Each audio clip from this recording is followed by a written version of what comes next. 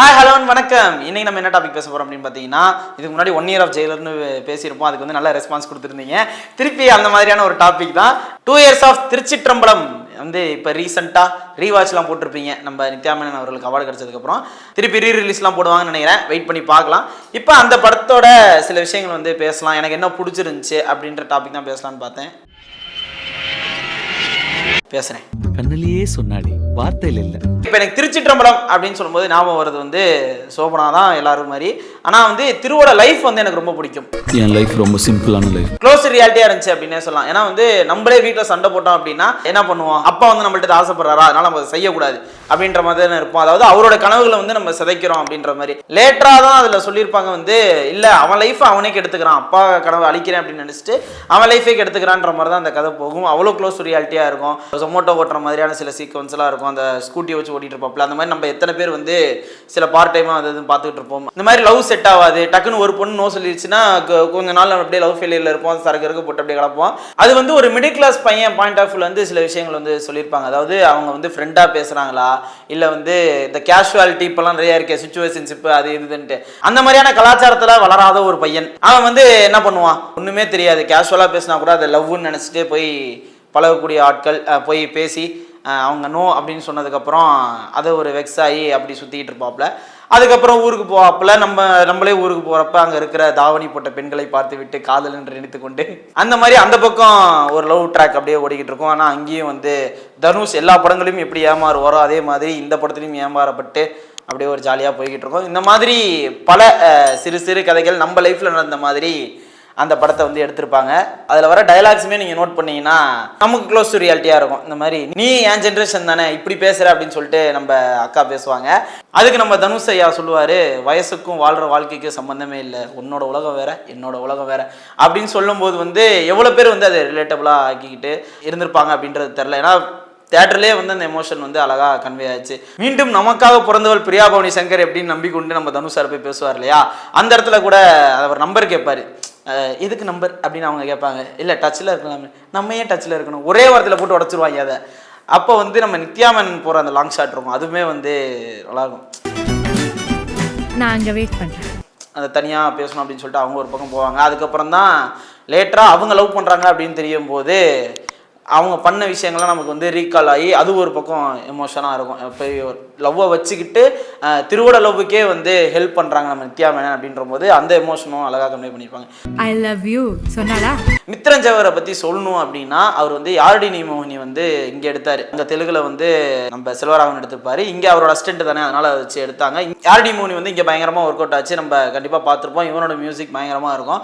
இப்போ வரைக்குமே கேடிவியில் போட்டாங்கன்னா உட்காந்து யாரடி நீ மோகினி பார்க்கலாம் அப்படின்னு சொல்லிட்டு அந்த ஒரு என்கேஜ்மெண்ட் வந்து இருக்கு. அதுக்கப்புறம் குட்டி எடுத்தாரு, அதுவுமே வந்து ரீமேக் தான், நம்ம அல்லு அர்ஜுன் பண்ணியிருப்பாப்ல. ஆனால் இங்கே வந்து அந்த லவ் போஸ்டர் வந்து அவ்வளோ அழகாக இருக்கும், நம்ம ஸ்ரேயாவுக்கும் தனுஷுக்கும் உள்ளது. அதுவுமே வந்து ரிலேட்டபுளாக இருக்கும். எப்போ மித்ரன் ஜவஹர் இந்த மாதிரியான லைன் பிடிச்சி இந்த மாதிரி டைலாக்ஸ் வச்சு அந்த க்ளோஸ் ரியாலிட்டியாக எடுக்கிறாரு அப்படின்றது தெரில. இயல்பாக ஒரு காலேஜ் படிக்கிற பையனுக்கு வந்த லவ் மாதிரி அதில் அழகாக இருக்கும்.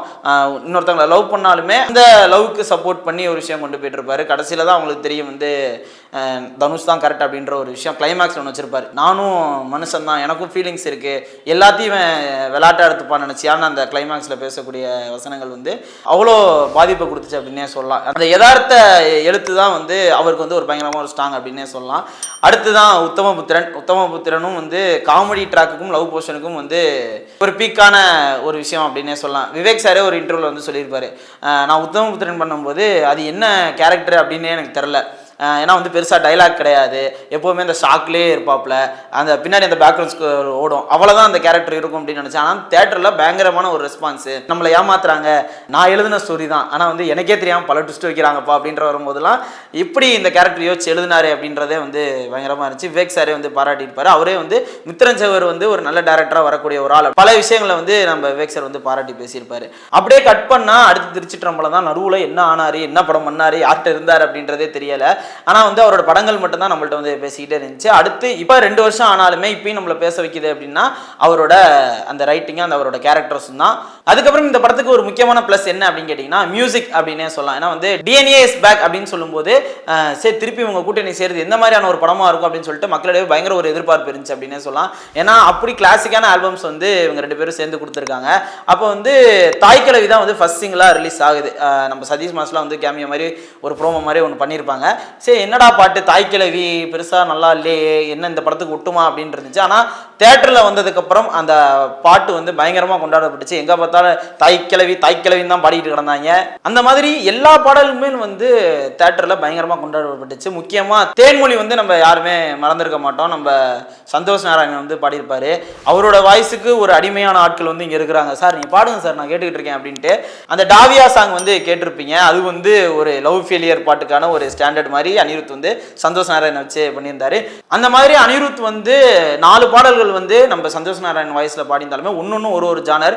அந்த ஜானரில் இருக்கிறதா நம்ம தேன்மொழி வந்து அவ்வளோ ரிலேட்டபிளான ஒரு சாங். நம்ம தனுஷாரோட லிரிக்ஸில் அவ்வளோ யதார்த்தமாக அந்த பாட்டு வந்து இருக்கும். தேன்மொழி ஒரு பக்கம் இருந்தாலுமே இன்னொன்று வந்து நம்ம தனுஷார் வந்து ஒன்று பாடியிருப்பாரு. இந்த மயக்கமா கலக்கமா அப்படின்ற ஒரு சாங் அதே டியூன் தான், வந்து வார்த்தைகள் வேற மாதிரி போட்டு அதே டியூனில் பயங்கரமாக பண்ணியிருப்பாங்க. இந்த மாதிரி நிறையா பாடல்கள் வந்து தேட்டரில் கொண்டாடப்படுச்சு. எல்லா பாடலுமே சரி, லைஃப் ஆஃப் பழம், அப்புறம் வந்து மேகம் கருக்காதா பெண்ணே பெண்ணே, அப்புறம் வந்து கண்ணீர் சிந்த அந்த பிரகாஷ் ராஜுக்கும் தனுஷாருக்கும் உள்ள எமோஷன் வந்து அந்த பாட்டு அழகாக கன்வே பண்ணியிருப்பாங்க.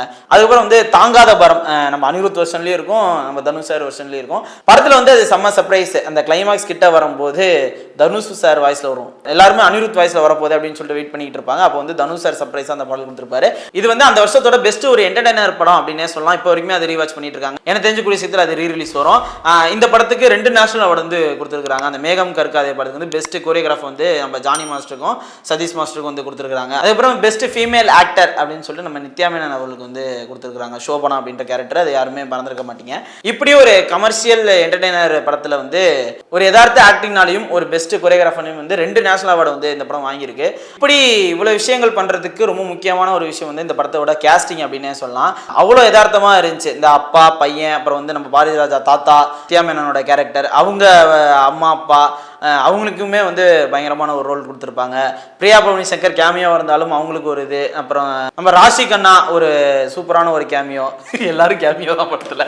இந்த மாதிரி பயங்கரமான ஒரு கேஸ்டிங்னால ஒரு முதல் வெற்றி. அப்புறம் நம்ம அனிருத் மியூசிக், நம்ம முத்துராஜோட ரைட்டிங்கு, அதையும் தாண்டி தனுஷ் சார் வந்து இந்த படத்துக்கு அடாப்ட் ஆனது தான். ஏன்னா வந்து அவர் அந்த டைமில் பயங்கரமான ஒரு பீக்கு, அசுரன்லாம் வேற வந்துருச்சு. அப்போ வந்து ஆடியன்ஸ் வந்து எப்படி எதிர்பார்ப்பாங்க, நம்ம தலைமை எப்படா எஞ்சி அடிப்பான் அப்படின்றதெல்லாம் எதிர்பார்ப்பாங்க இல்லையா. ஆனால் அதெல்லாம் வந்து டேரக்டர்கிட்ட வந்து திணிக்காம இந்த கதைக்கு தான் தேவை. அவன் பெருசாக அடிக்க மாட்டான், பெருசாக கோவப்பட மாட்டான், அவனுக்கு ஒரு சம்பவம் நடந்திருக்கு, அதனால வந்து எந்த பிரச்சனையும் தலையிட மாட்டான். அப்பா ஒரு பக்கம் கோச்சிக்கிட்டு இருக்கிறாரு, அவருக்கு திடீர்னு ஒரு இது வந்துடும், அதுக்கப்புறம் அவன் பார்த்துக்கிற விஷயம்னு சொல்லிட்டு அந்த கதைக்கு தேவை என்னையோ அதுக்கான நடிப்பை கொடுத்து அந்த விஷயத்தை வந்து பண்ணியிருக்கிறாரு. இது வந்து ஒரு நடிகருக்கு ரொம்ப முக்கியமான விஷயம். எவ்வளோ உயரத்தில் இருந்தாலுமே கதைக்கு அடாப்ட் ஆகி நடிச்சாங்கன்னா அந்த படம் கண்டிப்பாக ஓடும் அப்படின்றதா அதில் தெரியுது. ஏன்னா வந்து நிறைய படத்தில் கதை நல்லா இருந்தாலும் ஹீரோ ஆஸ்பெக்டுக்காண்டி பல விஷயங்களை வச்சு எடுத்த படங்கள்லாம் இருக்கு.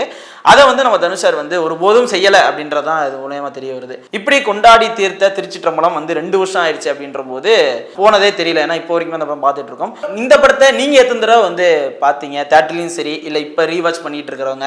எனக்கு வந்து ரொம்ப ரிலேட்டபிள் ப்ரோ, இந்த மாதிரி விஷயங்கள்லாம் எனக்கும் நடந்திருக்கு, இல்லை இந்த விஷயங்கள் நீங்கள் விட்டுட்டீங்க ப்ரோ, இந்த படத்தில் நோட் பண்ண விட்டீங்க, இந்த விஷயத்தை நீங்கள் சொல்லலை அப்படின்னா கண்டிப்பாக கமெண்ட் செக்ஷன் சொல்லுங்கள், நானும் தெரிஞ்சுக்கிறேன். உங்களோட லைஃப் ஜேர்னியில் இந்த படம் எவ்வளோ ரேட் ஆச்சு அப்படின்றதையும் நான் தெரிஞ்சுக்கிறேன். அன்டில் தென் உங்களை வந்து நான் வரப்போகிறேன். Okay tata, bye by.